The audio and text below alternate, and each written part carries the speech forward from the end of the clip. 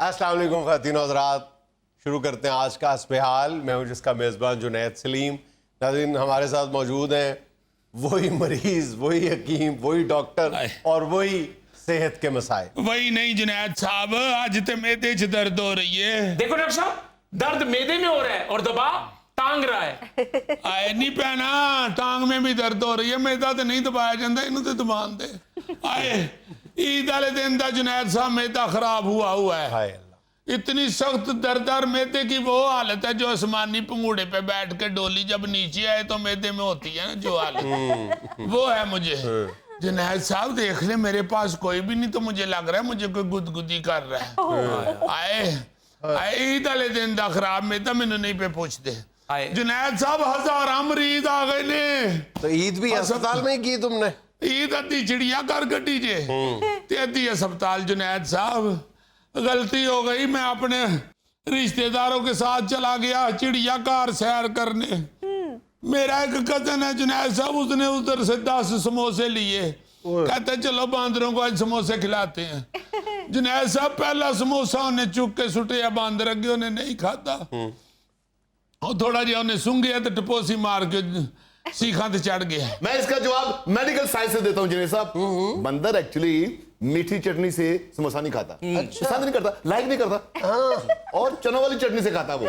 झूठ बोलते ने डॉक्टर साहब, झूठ बोलते ने। मेरे सामने आप लाल चटनी नाल खान डे। मैं बंदर की बात कर रहा हूं डॉक्टर साहब, बंदर की ही मैं भी बात कर रहा हूँ। उसको लाल चटनी से भी खिलाने की कोशिश की है, चनों से भी खिलाने की कोशिश की, उसने नहीं खाए। जुनैद साहब मेरे कजन ने मुझे पकड़ा दिए 10 समोसों का लिफाफा, बंदर को भी चुक के उन्हें वापस लिफाफे च पा ले। जुनैद साहब मैं क्या ईद मनानी है, चलो कुछ तो खाइए। मैं 10 दे 10 समोसे खा गया। बंदर के जूठे भी खा गया? ओए आहो जुनैद साहब, बांदर ने ले केड़ा खाता सी, उन्हें सिर्फ सुंघिया सी। अच्छा। आए 10 समोसे खा लेने ते फड़े गए ने। आए पता नहीं अंदर पुलिस फिरन डई ही, समोसे फड़े गए ने। मैदा डिक हो गया आपका? है जी, मैदा डिक हो गया है। की हो गया? डिक बंद हो गया जी। नहीं जी नहीं, तुहाडा साइज हो रहे मैदे दा। ये बीमारियां तुहाडियां ने, मेरे मैदे च बन बच गया जी। यानी कि मैदा बंद हो गया है। हाँ जी हाँ जी। तो आपसे गलती हुई है ना। की जी?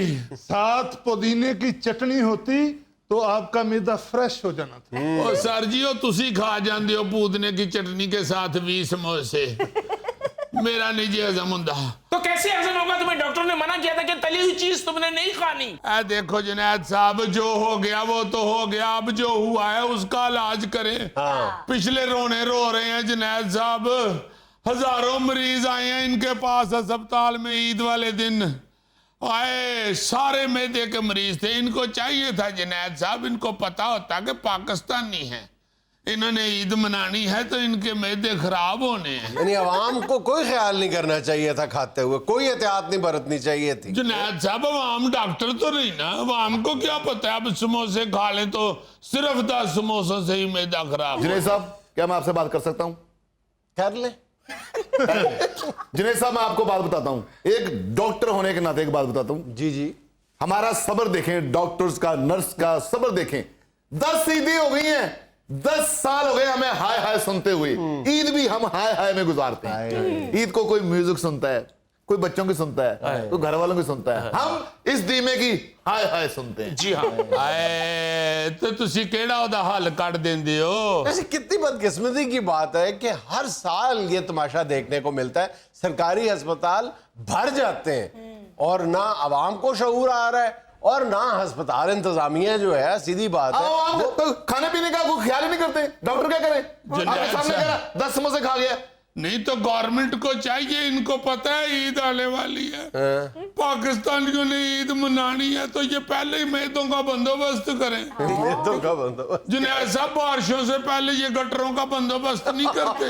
देखो, खुदा का खौफ करो यार, एहतियात करो, खाने में एहतियात करो यार। एहतियात ही की है, सिर्फ 10 समोसे खाए हैं जुनैद। और दिन में 10 समोसे एक दिन में ही खा गए हो, 2-2 समोसे करके 5 दिन खा लेते। जी हाँ। और डॉक्टर साहब दूजे दिन समोसा नहीं खान जोगा रहिंदा, ओ इको दिन खाने पैंदे ले। वैसे डॉक्टर साहब, अगर आपके पास 10 समोसे होते ना तो आपने बरादरी की दावत रख लेनी।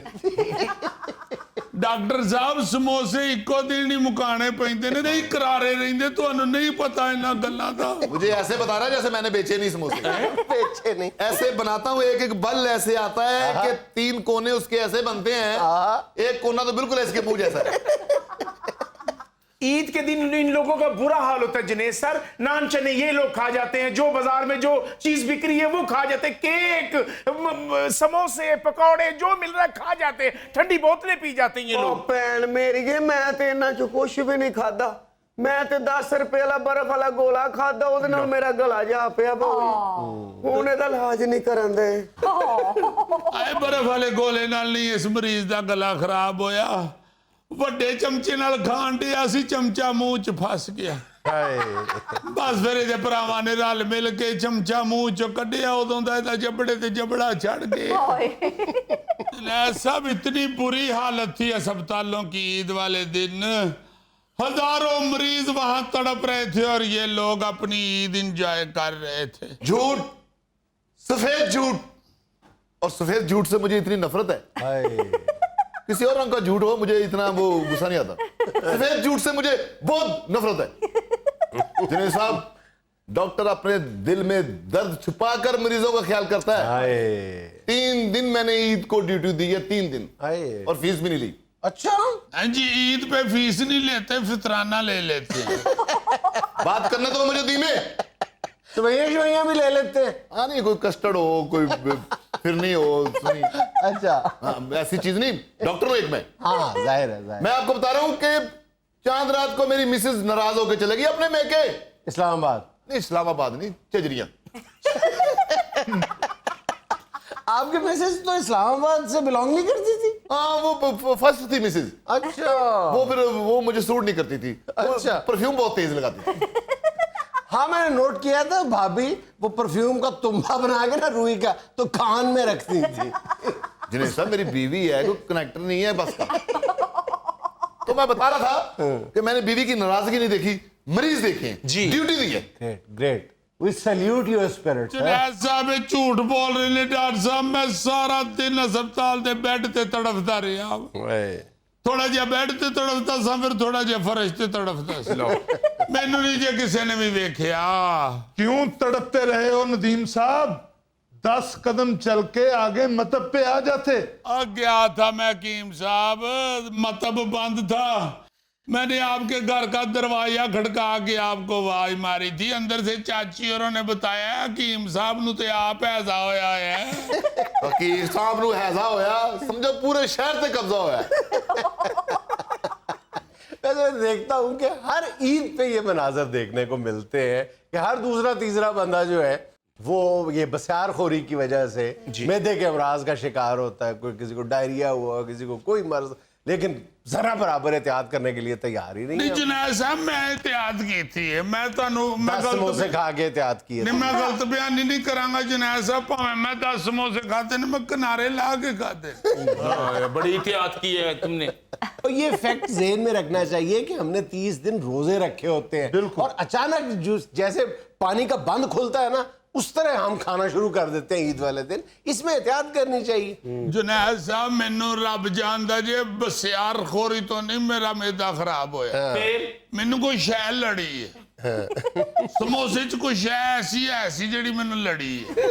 ਆਏ ਹਕੀਮ ਸਾਹਿਬ ਮੇਰਾ ਮਸਲਾ ਤੇ ਹੱਲ ਕਰ ਦਿਓ। तुम्हारा क्या मसला है? ਮੈਂ ਜੀ ਇਹਨਾਂ ਨੂੰ ਸੂਟ ਦਿੱਤਾ ਸੀ ਸੀਨ ਵਾਸਤੇ, ਉਹ ਨਹੀਂ ਮੋੜਨ ਦੇ। हकीम साहब को सूट दिया था सीने के लिए।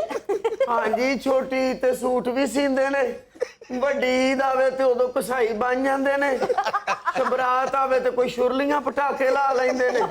सही कह रहा है मुंडा, मैं 14 अगस्त ते हकीम साहब नु झंडे ते बैज बेचदियां भी वेखे। अच्छा, बैजेस का स्टॉल लगाया हुआ था हकीम साहब ने? नहीं जी नहीं, डांग ते टांग के बेचते ने। इन्ने जो वे किथों के स्टॉल ला लेन। यार हकीम साहब का वो कोई पेशा नहीं है, वो तो सिर्फ 14 अगस्त पे जज्बा हुब्बुल वतनी के तहत ये काम कर रहे हो। ਕੋਈ ਕੰਮ ਨਹੀਂ ਛੱਡਿਆ ਹਕੀਮ ਸਾਹਿਬ ਨੇ। ਜਦੋਂ ਪਿੰਡ 'ਚ ਮੇਲਾ ਲੱਗਦਾ, ਸ਼ਹਿਰੋਂ 4-5 ਮੁੰਡੇ ਲੈ ਜਾਂਦੇ ਨੇ ਤੇ ਉੱਥੇ ਜੇਬਾਂ ਵੀ ਕੱਟਦੇ ਨੇ। ਹੋਰ ਤੇ ਹੋਰ ਬਾਊ ਜੀ, ਮੈਕਡੋਨਲਡ ਵਾਲਿਆਂ ਦਾ ਕੋਈ ਬਾਵਾ ਚੁੱਕ ਕੇ ਲੈ ਗਿਆ, ਹਕੀਮ ਸਾਹਿਬ ਉੱਥੇ 2 ਹਫ਼ਤੇ ਲੱਤ ਰੱਖ ਕੇ ਵੀ ਬੈਠੇ ਰਹੇ ਨੇ। फ्री नहीं बैठता था, सैलरी देते थे वो। सैलरी भी देते थे और 2 फ्री बर्गर भी देते थे। यस। 2-3 निके निके बच्चे थे, इन्होंने ढेड वाला पंगूड़ा समझ के जंप मारन लग गए। ਇਹ ਜੁਨੈਦ ਸਾਹਿਬ ਹਕੀਮ ਸਾਹਿਬ ਤੇ ਸਰਕਸ ਚ ਮੁੱਛਾਂ ਨਾਲ ਟਰੈਕਟਰ ਵੀ ਖਿੱਚ ਲੈਂਦੇ ਜੀ। हकीम साहब तो मेरा ख्याल है कि पता नहीं दर्जन भर काम करते हैं। डॉक्टर साहब आप तो पूरा टाइम फुल फ्लेज, आप तो सिर्फ मेडिकल प्रोफेशन को ही देते हैं सारा वक्त। नहीं 3 महीने मैं गांव जाता हूँ, वहां जमीनों पे काम करता हूँ। अच्छा, जिम्मेदारा करते हैं। नहीं, जमीनों पे पोछे फेरता हूँ। कोई गैर नहीं, अपने दोस्त हो, अपने रिश्तेदार हो उनके। अच्छा अच्छा, गैरों के नहीं। इसका मतलब शौक है आपका। और यस, सोशल वर्क। अच्छा, सोशल वर्किंग का मौका मुझे मिले सही। अच्छा, मैं सिर एडा सोना चसना वा। डॉक्टर साहब सिर चसो तबला ना बजाओ। जाहिल, इसमें भी रिदम चाहिए। ना दुनिया में लेना एक छोटा सा वक्फा, हमारे साथ रहिएगा। आइडियल जो है ना खरबूजा, जो सबसे जिस इलाके का खरबूजा जिसके बारे में सबसे अच्छा है, वो इसी बेल्ट में वो आरफ वाले।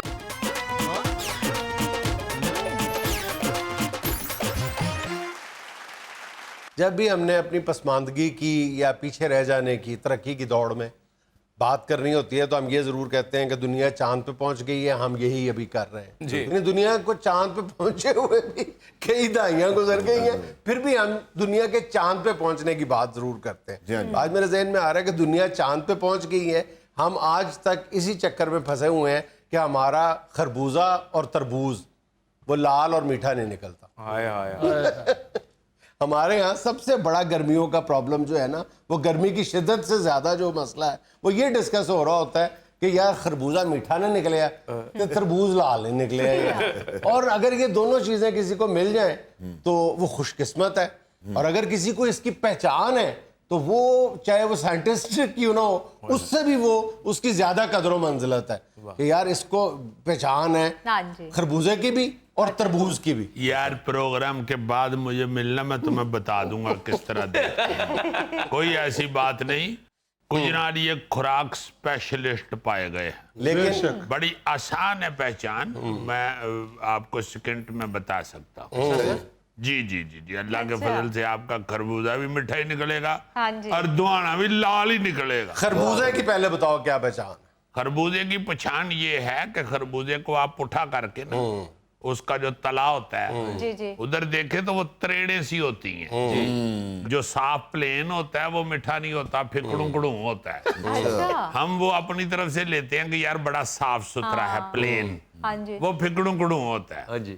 जिसके पीछे तले के ऊपर ऐसे त्रेड़े सी आई हो ना, जैसे एड़ियां नहीं फटी होती, इंसान की एड़ियां फटी हो तो त्रेड़े होती हैं, बिल्कुल इसी तरह की पीछे त्रेड़े जितनी ज्यादा होंगी उतना बहुत मीठा होगा। जो एक्सपर्ट है ना वो ये कहते हैं कि जी इन चीजों की जो अलग अलग पहचान है, कहते हैं खरबूजे की सबसे अच्छी पहचान ये होती है कि जब आप उसको उठाए ना तो उसके वॉल्यूम की निस्बत ना आपको वो थोड़ा सा हैवी फील हो, हैवी लगे। ये तरबूज का भी यही है। अच्छा, तरबूज का भी यही है। तरबूज का भी ये है कि वो थोड़ा भारी होना चाहिए, भारा होना चाहिए, भारी होना चाहिए। जितना उसका वॉल्यूम है उसके निस्बत वो हैवी होना चाहिए। अच्छा, सबसे पहले ना हमें ये बात समझ लेनी चाहिए खरबूजे के बारे में कि खरबूजे की दुनिया भर में 50 से ज्यादा अक़साम है।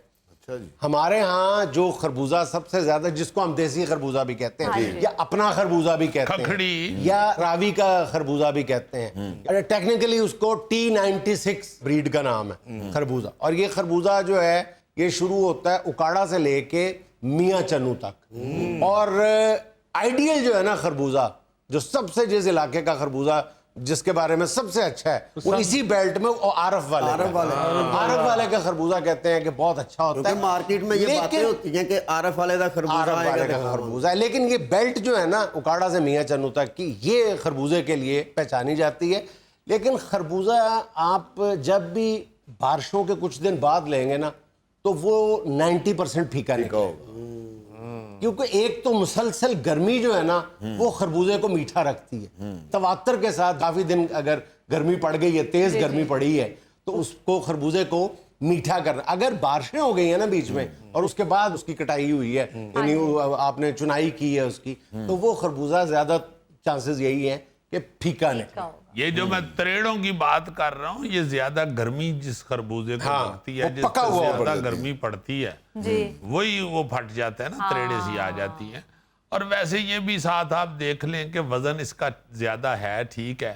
जी दुआना जो है वो अपने हुजम के हिसाब से ज्यादा वजनी लगे तो वो मीठा है। वैसे दुआने के ऊपर एक पीला सा दाग भी पड़ जाता दाग है, सा भी है। हाँ जी, हाँ जी। वो भी निशानी होती हाँ, है। कई लोग ये देखते हैं कि जो पीली टिक्की है वो ज्यादा बड़ी होनी चाहिए, इसका मतलब है कि वो सुर्ख होगा। अच्छा, हम बात कर रहे हैं अभी खरबूजे की। अच्छा सॉरी सर, अल्लाह के रंगे देखे, उसी बारिश से खरबूजा फीका होता है, आप मीठे होते हैं। हाँ, ये देखे ना, अल्लाह की ये कुदरत के रंग है वाकई। अच्छा, ये जो कहा जाता है कि खरबूजे को देख के खरबूजा रंग पकड़ता है, जब गौर किया कि ये क्या मुहावरा है? ये क्या मामला? खरबूजे कभी की वो- तो आंखें नहीं होती। हाँ, खरबूजे को देख के खरबूजा रंग पकड़ता है।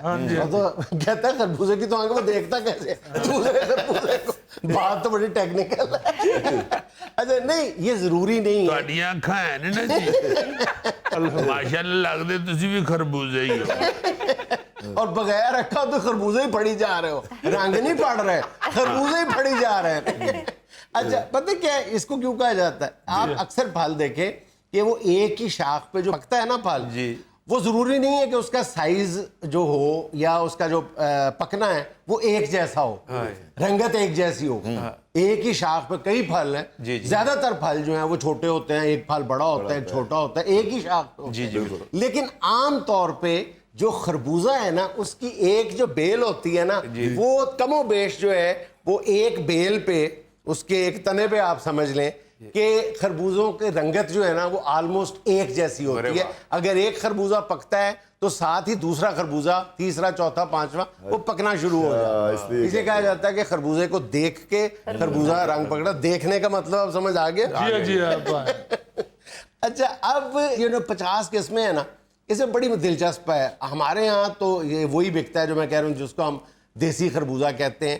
लेकिन अब शरबूजा भी आ गया। शरबूजा, जिसको आमतौर पे लोग गरमा बना के भी हमारे यहाँ बेच दिया जाता है।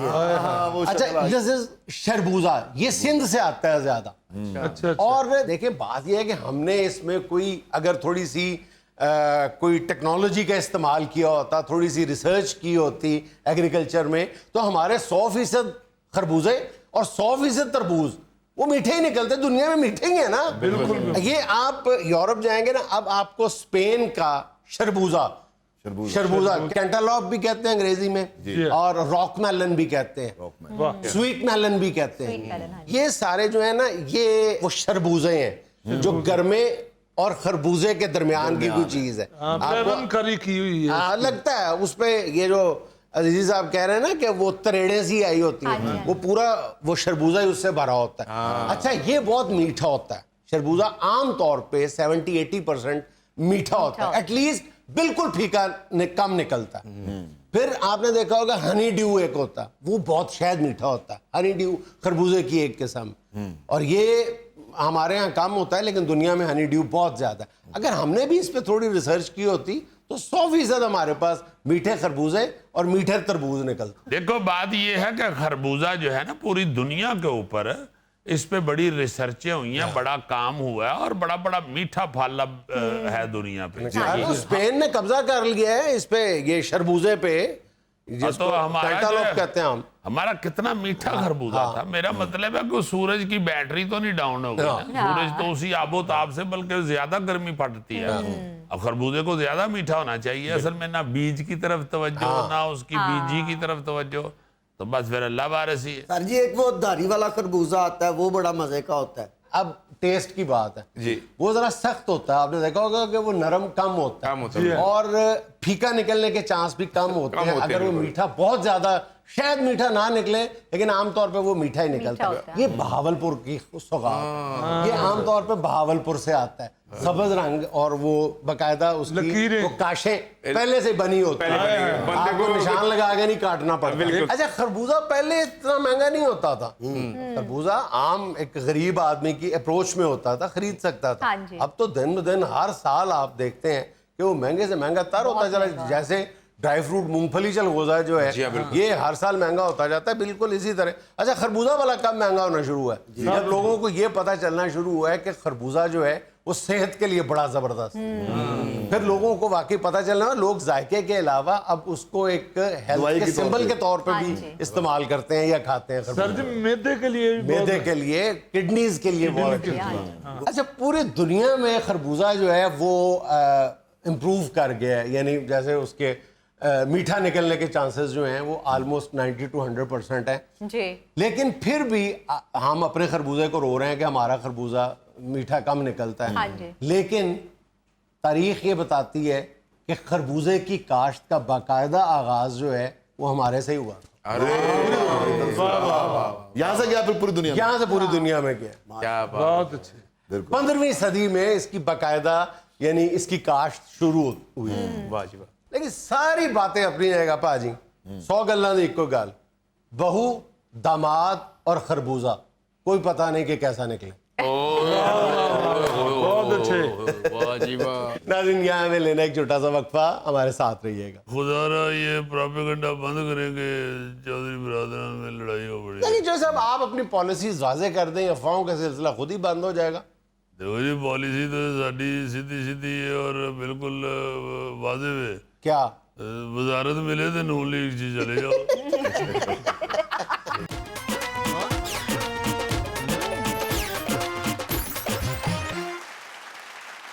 नाज़रीन, आज एक बार फिर हमारे साथ मौजूद हैं काफ लीग के सरबराह मोहतरम जनाब चौधरी शुजात हुसैन साहब। अस्सलाम वालेकुम। वालेकुम सलाम जनाब साहब, बड़ी मेहरबानी होगी। सबसे पहले तो मैं उन अफवाहों की मजम्मत करूंगा जो हमारे खिलाफ उड़ाई जा रही हैं कि चौधरी खानदान जो है उनमें इख्तलाफात पैदा हो गए हैं। मैं यहाँ आपको बिल्कुल खुले लफ्जों में बता रहा हूँ कि चौधरी खानदान में कोई इख्तलाफ नहीं है। हम सब एक हैं और पूरा खानदान मेरे पैरों के नीचे इकट्ठा है। वाह। हम बिल्कुल उसी तरह इकट्ठे हैं जैसे गन्नियां दी भरी नहीं इकट्ठी होंदी जनाब। जो साहब वो गाहक आने पे खोलनी पड़ती है फिर। असी को बेचने से थोड़े लाए हैं। हम अल्लाह के फजल से इकट्ठे हैं और मजबूत रस्सी से बंधे हुए हैं। हमें नहीं कोई खोल सकता जैसा ये हमारे दुश्मन ये अफवाहें उड़ा रहे हैं। जो साहब अब तो ये इख्तलाफात तो बिल्कुल एक ओपन सीक्रेट है, कोई राज की बात तो रही नहीं। लेकिन चौधरी साले जो आपके साहबजादे हैं वो वफाक में हैं, हुकूमत के साथ हैं, और इधर चौधरी परवेज लाई साहब वो अपोजिशन बने हुए हैं। जनाब साहब, इसका ये मतलब नहीं कि खानदान आपस में लड़ पड़े। नहीं जैसा देखें, कुछ ना कहीं ना कहीं आग होती है तो धुआं निकलता है ना। ਇਹ ਤੁਸੀਂ ਮਿਸਾਲ ਗਲਤ ਦਿੱਤੀ ਹੈ ਜਨਾਬ ਸਾਹਿਬ। ਇਹ ਅੱਗ ਬੁਝੀ ਹੋਵੇ तो धुआं निकलता है, बल्दी आग जो कितना धुआं निकलता रहे। तो अल्लाह के फजल से हमारी जो सियासत है वो अल्लाह के फजल से बूझी नहीं है। हमारी सियासत अल्लाह ताला के फजल से रोशन है और हम लोग इकट्ठे हैं। बाहर तो ये होता है, ये कई आपके पास मिसालें मौजूद हैं सियासत में। एक भाई नून लीग में है, एक पीटीआई में है, एक भाई पीपल्स पार्टी में है, दूसरा नून लीग में है। तो ये ऐसे इसका ये मतलब नहीं होता कि इख्तलाफात पैदा हुए हैं। ये जो मोहम्मद जुबैर और असद उमर आपको टीवी पे बैठ के तो लड़ते झगड़ते नजर आते हैं। जी जी भाई दोनों। ਤੁਹਾਡਾ ਕੀ ਖਿਆਲ ਹੈ ਕਿ ਘਰ ਟੀਵੀ ਲਾਉਣ 'ਚ ਵੀ ਲੜਨ ਡਏ ਹੁੰਦੇ ਨੇ? घर में तो जाहिर है दोनों इकट्ठे हो के तो एक पार्टी को बेइज्जत कर रहे होते हैं। कभी उन्होंने कर लिया, कभी उन्होंने कर लिया। ये जिस तरह जुनैद साहब ये क्रिकेट में अकमल बरादरान है, वो एक भाई लाहौर कलंदर की तरफ से खेल रहा होता है, दूसरा पेशावर की तरफ से खेल रहा होता है। जी बिल्कुल। इसका ये मतलब नहीं ना कि भरा आपस में लड़ पे हैं। तो मैं ये रिक्वेस्ट करूंगा आप मीडिया वालों से कि आप इस तरह की अफवाहें ना चलाया करें जी। चौधरी बरादरान में वो फटा पड़ गया है। अल्लाह के फजल से सब मेरी बात मानते हैं जुनैद साहब, कोई ऐसा ये तो मुन्ना सिलाई ने भी कहा है। जी जी जी जी सारे फाइनल हुक्म जो है वो चौधरी शुजात साहब का ही चलता है। मैं ही अल्लाह के फजल से जो कहता हूँ जुनैद साहब मानते हैं बच्चे। अभी मैं निकलने लगा हूँ तो मैंने मुन्ना सिलाई से कहा है, मैं कहा पखा बंद कर दे बेटा। हाँ हमने मेरे सामने कीता है जुनैद साहब ने कीता है। गाड़ी में बैठते हुए भी जुनैद साहब मैं दस ना कि अगे किन्ने बहना ते पीछे किन्ने बहना। वाह। मेरे अल्लाह के फजल से हुक्म के बगैर कोई बिल्कुल नहीं कोई बिल्कुल जिहदी ड्यूटी मैं गेट ते लाना वा किसी की जरूरत नहीं कि उन्होंने बदल के किचन वाल भेज देवे ये भी चॉइस ऑफ फैसला करते हैं कि किदे पीछे बहना है, हाय हाय और ये भी चॉइस ऑफ फैसला करते हैं किदे पीछे पैना है। ਤੁਸੀਂ ਗੱਲ ਬੜੀ ਜ਼ੂਮਾਨੀ ਕੀਤੀ ਹੈ ਬੜੀ जो सियासत में पीछे पड़ना पड़ता है। ओए ओए मैं तो बड़ी दूर गल की थी तो वो अल्लाह के फजल से जो मैं कहूँगा होना तो वही है। इसलिए ये खुदारा ये प्रोपेगेंडा बंद करेंगे, चौधरी बिरादरान में लड़ाई हो पड़ी। लेकिन जो साहब आप अपनी पॉलिसीज वाजे कर दें, अफवाहों का सिलसिला खुद ही बंद हो जाएगा। देखो जी पॉलिसी तो साड़ी सीधी सीधी है और बिल्कुल वाजिब है। क्या वजारत मिले तो नून लीग जी चले जाओ, वजारत मिले तो पीटीआई जी चले जाओ, तो नहीं मिलती तो घर जुनैद सब ठंडा एसी ला के बहुत आराम नाल की लोड़ है इन्हां दे पीछे खजल होंदी। ये इंतजार की बुनियाद पे फैसला करते हैं। नहीं जुनैद साहब देखें बात सुने, ग्राउंड रियलिटी देखनी चाहिए। ये अगर आपके पास इख्तियार नहीं है, कोई सीट नहीं है, कोई इख्तियार नहीं है तो आप अवाम की खिदमत नहीं कर सकते। असल मकसद तो होता है अवाम की खिदमत करना, ते अवाम की खिदमत हुण घर बह के नहीं ना होनी। वो पास कोई इख्तियार होगा, कोई कुर्सी होगी, कोई सीट होगी तो उस पर बैठ के अवाम की खिदमत कर सकते। बिल्कुल जी बिल्कुल। अच्छा जैसे परवेज इलाही साहब ने भी ये बयान दिया है ना कि चॉइस सालिक जो है वो इख्तलाफात की वजह से नून लीग में नहीं गया। अगर जो शुजात साहब उसको कान से पकड़ के कहें सीधा हो जा तो वो फौरन सीधा हो जाएगा। लेकिन जो सर हैरत की बात है ना कि परवेज इलाही साहब ने सालिक साहब के बारे में ये बात कही है, मूनस के बारे में ये नहीं कहा। अरे यार ऐसी कोई बात नहीं जुनैद साहब। मूनस लाई को भी जिस दिन अल्लाह ने बदल से मैं कहूँगा कि मूनस सीधा हो जा भाई, तो वो कोई ही कहेगा कि चौधरी साहब मैं तो पहले ही सीधा हूँ। तो जुनैद साहब ये गलत फहमियाँ नहीं फैलानी चाहिए। अब ये अल्लाह के फजल से चौधरी खानदान जो है वो यकमुश्त है। अब अफवाहों का तो जुनैद साहब कोई इलाज नहीं होता। जिस तरह चंबल का कोई इलाज नहीं ना होता, इस तरह अफवाहों का भी कोई इलाज नहीं होता जुनैद साहब। तो मेरा ख्याल है अफवाहों से परहेज करनी चाहिए और बेतबारी नहीं होनी चाहिए। आप लोगों को मीडिया वालों को चाहिए कि हमारी जुबान पे एतबार करें। तो जुनैद साहब हम एक हैं अल्लाह के फजल से। जिस तरह 2 से पहले और 0 के बाद एक होता है ना जी, उस तरह एक है अल्लाह के फजल से। जैसे कुल्फी में तीला एक होता है उस तरह एक है। लेकिन जो तीला तो बाज़ दफा 2 भी हो जाते हैं, बल्कि एक ही तीला दरमियान में से 2 हो जाते हैं। बेशक तीले 2 या एक ही को 2 किया हो, मकसद एक ही होता है। मकसद यही होता है कि कुल्फी फाड़ के रखनी है। कुर्सी फाड़ के रखनी, कुल्फी। अच्छा मैंने कहा नहीं कह रहे कुर्सी फाड़ के रखनी है। कुल्फी यार तीले की गल हो रही है यार। अच्छा तो इसी तरह अल्लाह के फजल से हमारा सबका मकसद एक ही है, अवाम की खिदमत करना। बिल्कुल। और दूसरा जुनैद साहब मैं ये सबसे गुजारिश करना चाहता हूँ कि अदारों के खिलाफ बात ना किया करें। ये अपने अदारों के खिलाफ बात करना अपनी इज्जत और वकार के खिलाफ बात करना, इसका नुकसान ही नुकसान होता है। वो की सियाने आंदे ने गल कहती है मैनू मूँह कट ते मैं तेन घूमत चो कड्डा। मेरा मतलब कि शहरों कड्डा। जैसे ये फरमाया कि अगर फौरी इलेक्शन हो गए तो काफिली कहाँ खड़ी होगी? जुनैद साहब काफिली अल्लाह के फजल से वहीं खड़ी होगी जहाँ पहले खड़ी है। अच्छा हक बात कहने में से हम गुरेज नहीं करेंगे, भावे सानू 3 वजारतां मिलन भावे 6 मिलन। असी गल असी इंशाअल्लाह हक दी करनी है, अवाम के फायदे की बात करेंगे।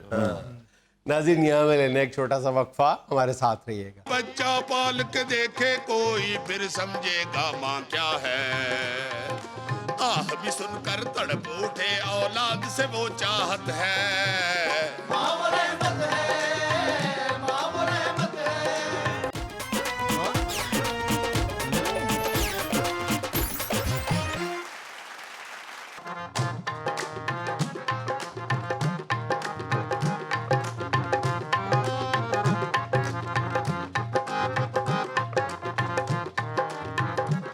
नायरीन अफजल ताबेदार कवाल अपने बादम दोस्तों के साथ हाजिर खिदमत है।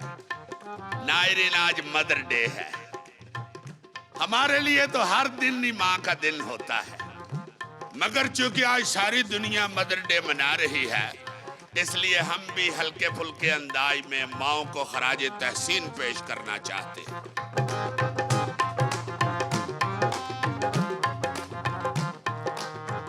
माँ वो रहमत है, माँ वो रहमत है, माँ वो रहमत है, माँ वो रहमत है, माँ वो रहमत है, माँ वो रहमत है।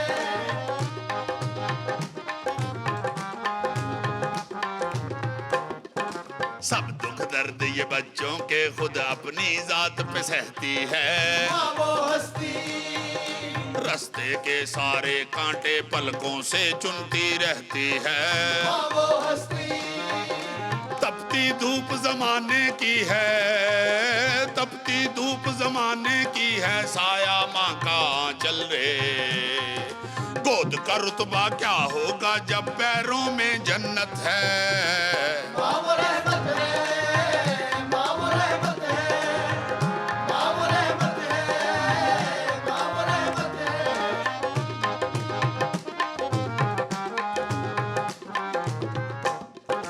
आंख न खुल जाए बच्चों की करवट नहीं बदलती रे।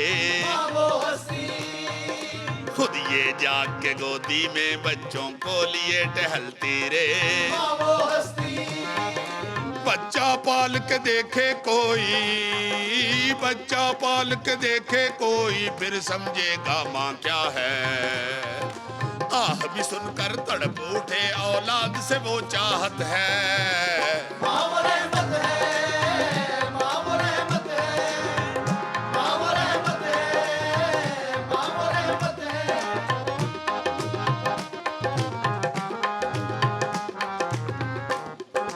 बाकी सारे ऐब ही ढूंढे पर ये पर्दे डाले रे। माँ वो हस्ती, बिल जतलाए माफ करे गुस्ताखी हंस कर टाले रे। माँ वो हस्ती, चाहे जितना बिगड़ा हो पर, चाहे जितना बिगड़ा हो पर, इसका फिर भी लाड लरे। दुनिया वाले कुछ भी कह दे बोले ये तोहमत है। माँ वो रहमत है, माँ वो रहमत है, माँ वो रहमत है, माँ वो रहमत है।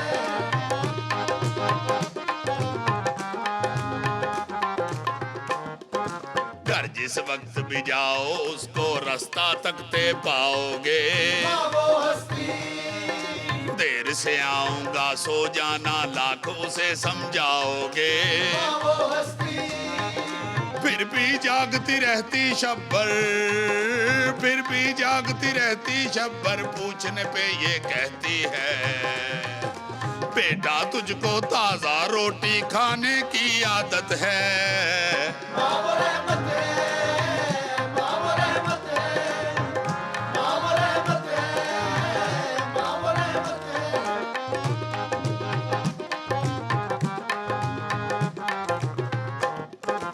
ईद हो या शब रात उसे एक लम्हे की ना छुट्टी रे। माँ वो हस्ती, शाम सवेरे जब देखो ये काम में अपने जुटती रे। माँ वो हस्ती, जाने किस दम सोती है ये, जाने किस दम सोती है ये, जब देखो ये काम लगी। अपनी सब औलाद की खातिर करती यूं मेहनत है। माँ वो रहमत है, माँ वो रहमत है, माँ वो रहमत है, माँ वो रहमत है।